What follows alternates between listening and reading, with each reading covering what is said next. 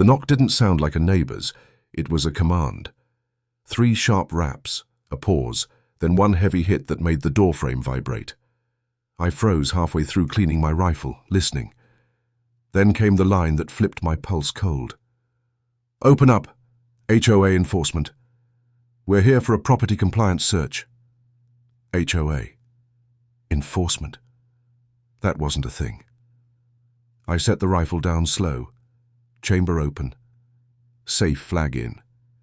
Through the peephole, I caught sight of 2 men in dark tactical vests with HOA security patches stitched crooked.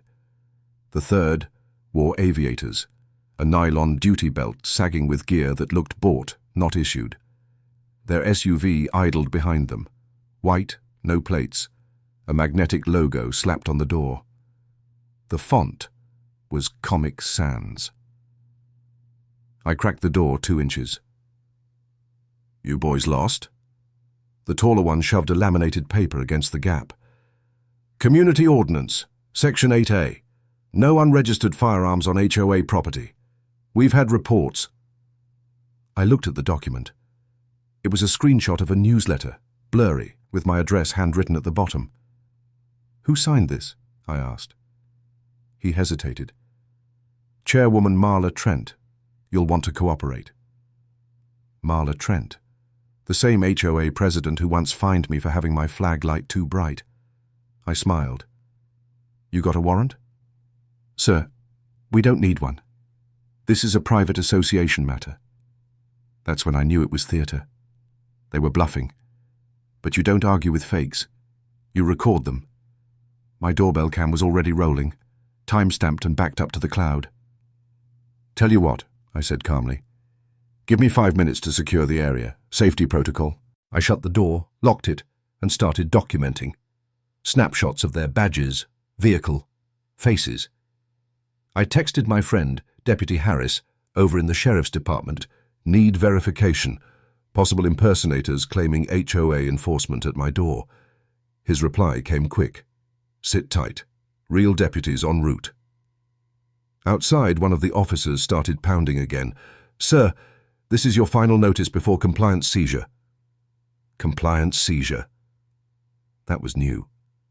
I turned on my body cam, same one I used for range instruction, clipped it to my shirt, and opened the door again.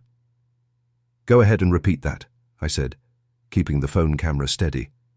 He did. Loudly. I could almost hear the handcuffs clinking in his imagination. Within 10 minutes, the sheriff's cruiser rolled up, lights on, siren silent. The fake cops froze. Real law enforcement stepped out, hand resting on holster. "Identify yourselves," Harris said. The short one mumbled, "We're HOA Security Division." "Never heard of it," Harris replied.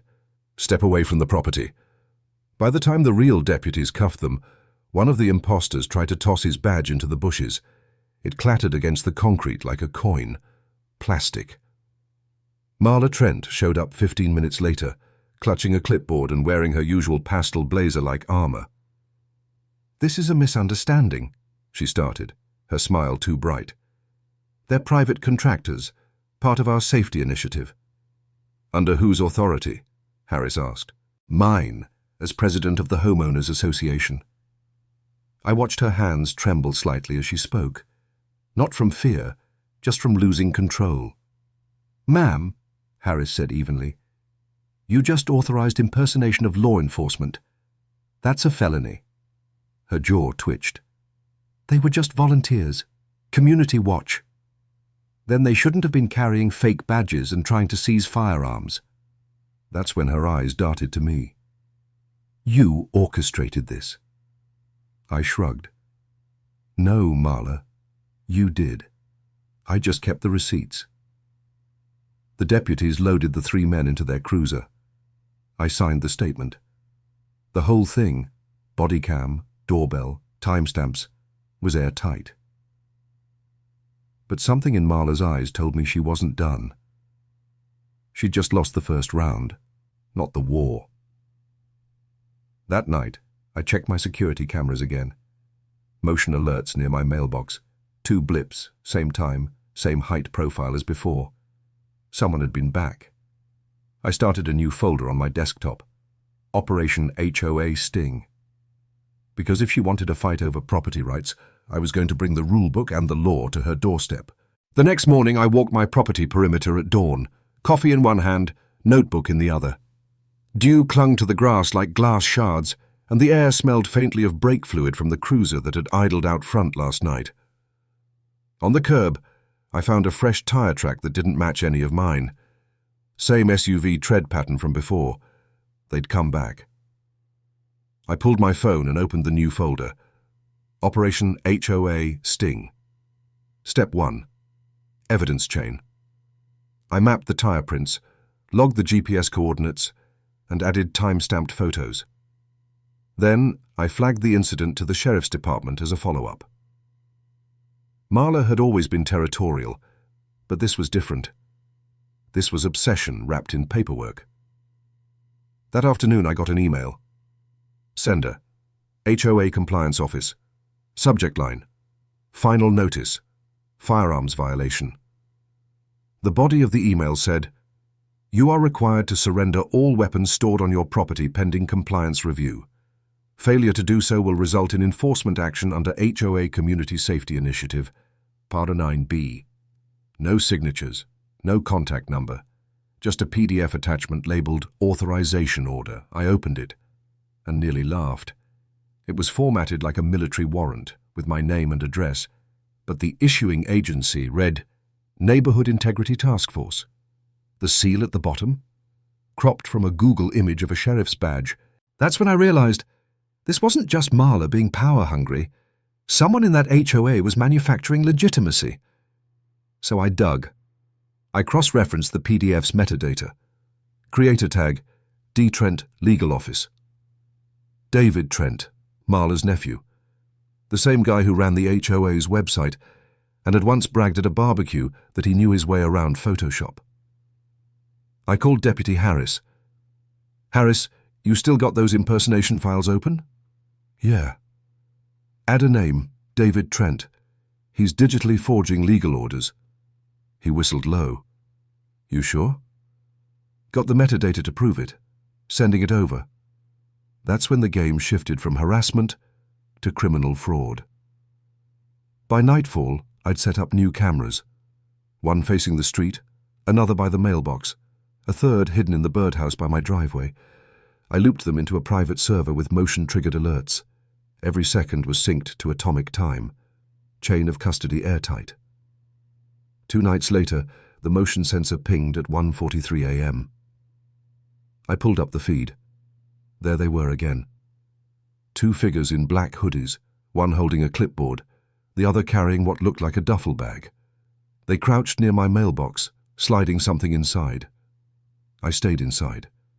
No confrontation, no noise, just documentation. At 1:58, they drove off. By 6 a.m. I had gloves on and the body cam rolling. Inside my mailbox, a sealed envelope marked Final Seizure Order. Same fake seal, same signature. But this time there was also a thumb drive. Curious, I plugged it into a secure laptop. It contained a video, Marla herself, sitting at the HOA conference table, reading a scripted statement about non-compliant homeowners threatening neighborhood safety. She was flanked by David and one of the fake officers. The timestamp said scheduled release, Friday, 9 a.m. They were planning a public takedown, a staged HOA meeting with me as the villain. I didn't delete it. I mirrored the drive, encrypted the copy, and sent it to Harris. "This thing's going to implode," he said when he saw it. "Not yet," I replied. "We're going to let them dig the hole first." So I waited, watched, gathered.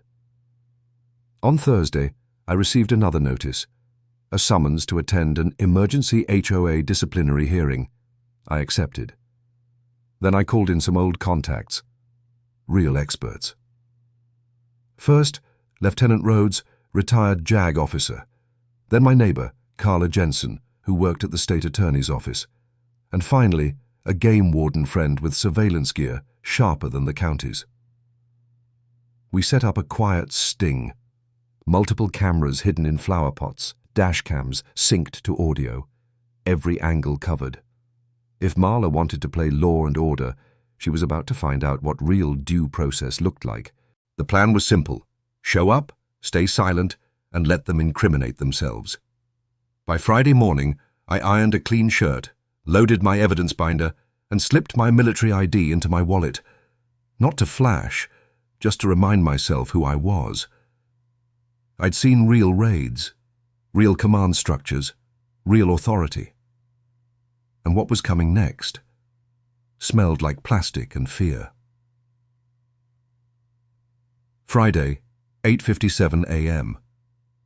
The HOA clubhouse smelled like copier toner and cheap perfume. Marla had staged the room like a tribunal: flags, nameplates, even a plastic gavel on the folding table.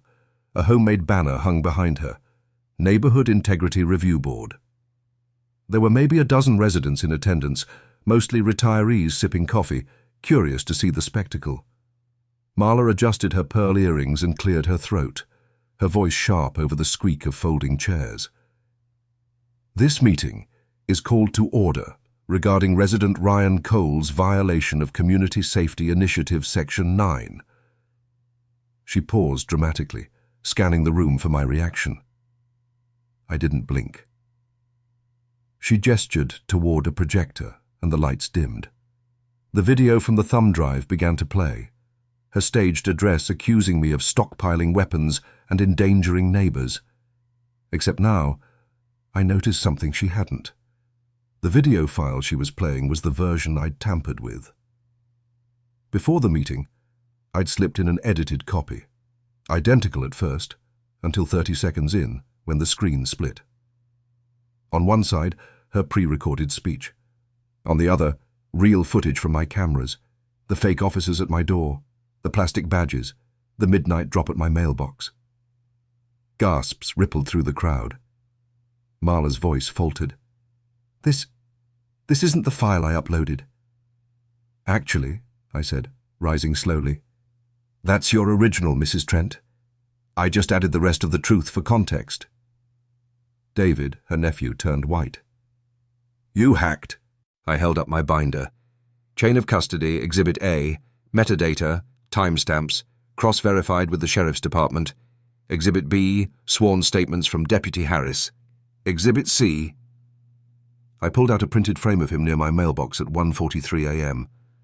"Your little midnight delivery." A murmur spread through the room. Someone whispered, "That's illegal, right?"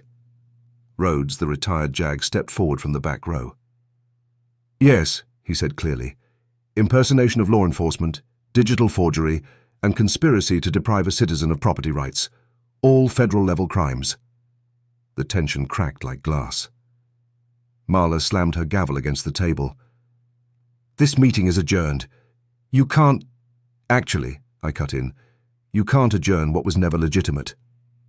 I turned to the crowd. "There's no such thing as an HOA safety board. You don't have authority to enter homes, seize property, or issue compliance orders. That's impersonation of law enforcement, and you've all been filmed." Right on cue, Carla from the attorney's office stood and revealed the tiny pin camera on her lapel. "State Attorney's Office confirms," she said. "We've been monitoring this meeting. All footage is being forwarded to the DA." The room went silent, except for the hum of the ceiling fan. David tried to slip toward the back door. Harris's deputy stepped in his way. "Going somewhere?" Within minutes, the mood flipped from intimidation to disbelief. Marla's confidence cracked. Her voice shrank to a whisper. "We were just trying to keep the neighborhood safe." "By staging raids, I asked. "By forging badges and using residents as props?" She didn't answer. By noon, law enforcement had seized the HOA's office computer. Harris later told me the drive contained a folder labeled Ops Files, plans for other compliance raids, targeting homeowners who disagreed with Marla in meetings. I walked out into the sunlight, binder in hand, as they led the Trents to the cruiser.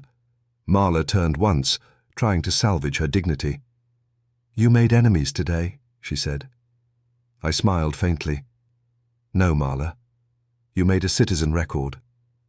Weeks later, I received a letter from the county DA. The HOA's safety initiative was officially dissolved. The Trents faced charges for impersonation, digital forgery, and unlawful surveillance. The rest of the board resigned quietly. In the next HOA election, a retired firefighter named Glenn took over as president. His first motion: disband private security operations for good. Now, when I walk past the old clubhouse, the fake flag is gone, the integrity board sign stripped off the wall. Just a regular neighborhood again: lawns, laughter, porch lights. I still keep the folder, Operation HOA Sting, backed up in triplicate, not out of fear, but principle. Because justice doesn't need a badge. It just needs proof, preparation, and patience. If someone ever tries to play soldier on your doorstep, record everything, stay calm, and let the real chain of command handle the rest. Drop your own HOA horror story in the comments, and remember, boundaries only work when you defend them.